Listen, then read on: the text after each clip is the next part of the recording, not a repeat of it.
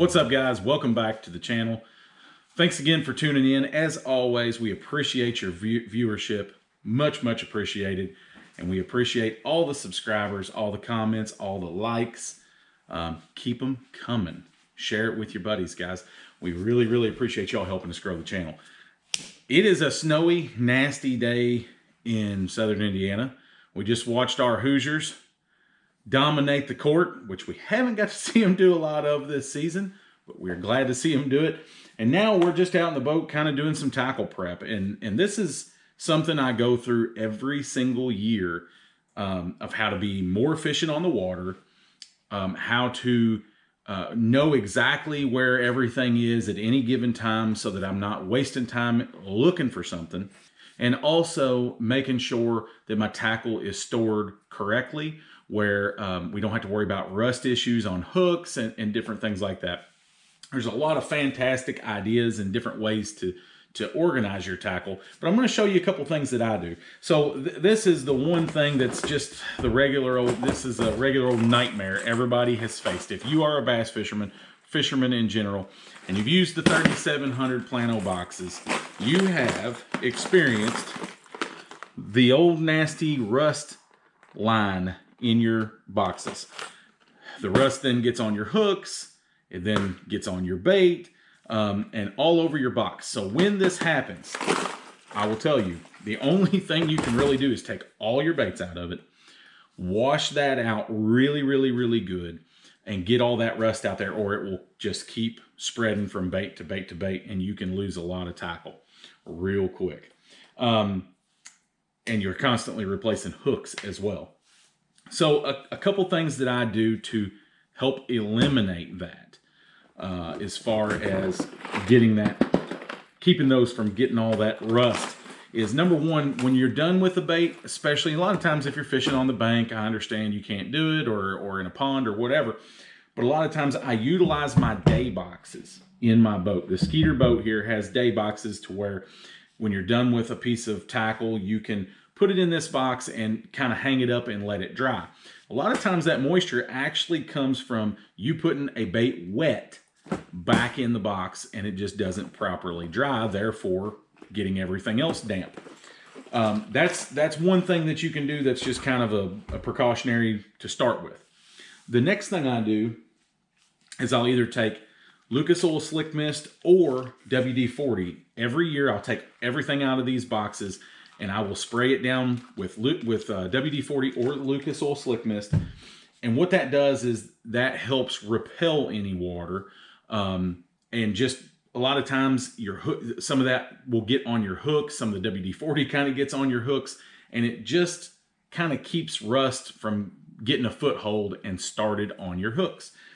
Even though these hooks are black nickel, a lot of them, you still get some surface rust on them, and it doesn't take long for them to eat a hook up pretty good, but WD-40 will take care of that trick. So a lot of times my shaky head box or something of that nature, I may hit it with a little WD-40 early in the year, and then I never have any more trouble.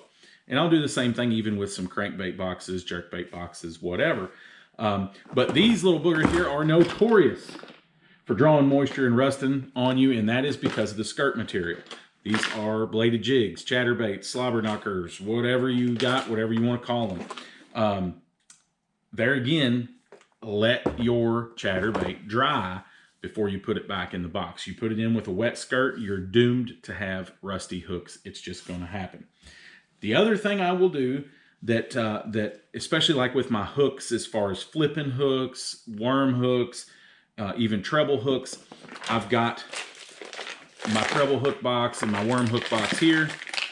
And what I will do is I will make sure that I leave, like all my trocars, I'll leave them in the package. I don't take them out, dump them out. I'll leave them in the package they come in and then stack them in this box.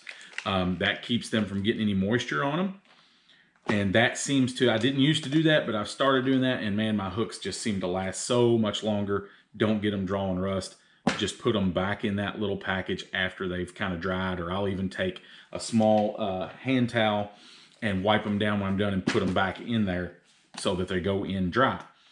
That keeps them from rusting. That's a big deal. The other thing is on these plano boxes, you can see, especially on my hooks, I do this rubber seal around it just to keep out any moisture. That helps. But the boxes naturally sometimes will just draw a little bit of moisture. That just kind of happens. So to help remedy that, I use these little bad boys. And these are just little silica packets, and I will take them, like say my Chatterbait box, I'll open that bad boy up, and I'll throw me a couple in the box. And what that does is it just helps draw some moisture out of that box.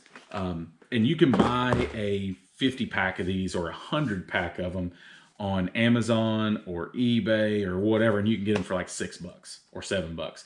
And I'll just throw a handful of them in the boxes early in the year, and then I'll check them after a while and replace them, put some new ones in.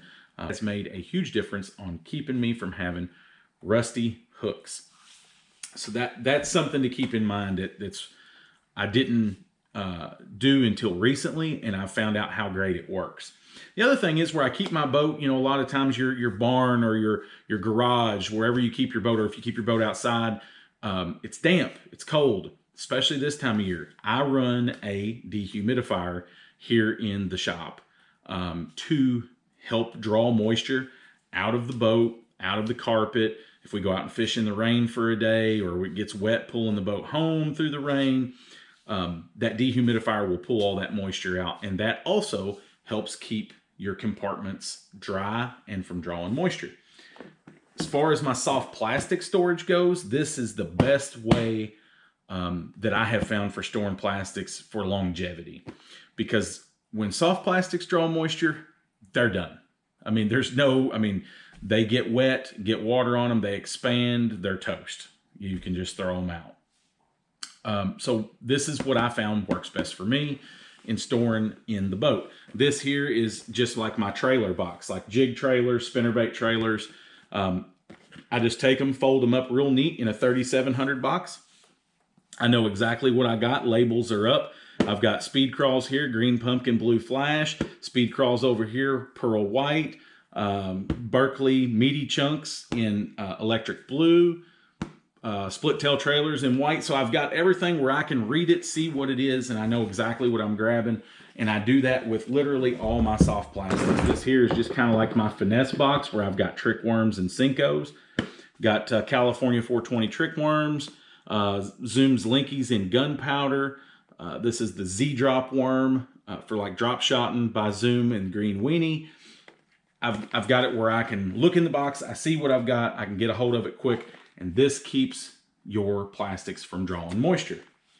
You can use the little binders to put your plastics in, but there again, I've had issues with those drawing moisture over time. You can actually take the baits out of the bag and then put them in these 3700 boxes. I wouldn't recommend it. I've done it before and I lost a lot of plastics from moisture issues. So if they can stay in the original bag, I think you're better off in the long run. But these are just a couple things that I do to keep my tackle in good shape, keep it organized, and so that I know where it's at and I have it lasting through the year.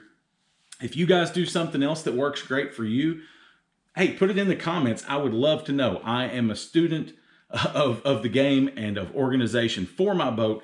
And if there's something cool you guys do that works great for your tackle organization, let me know. Hit me up in the comments because I would love to know it. I'm always looking for something to make me more prepared on the water. Thanks for tuning in, guys. We greatly appreciate your viewership. As always, we will see you all on the next one. Have a great week. Until next time, we out.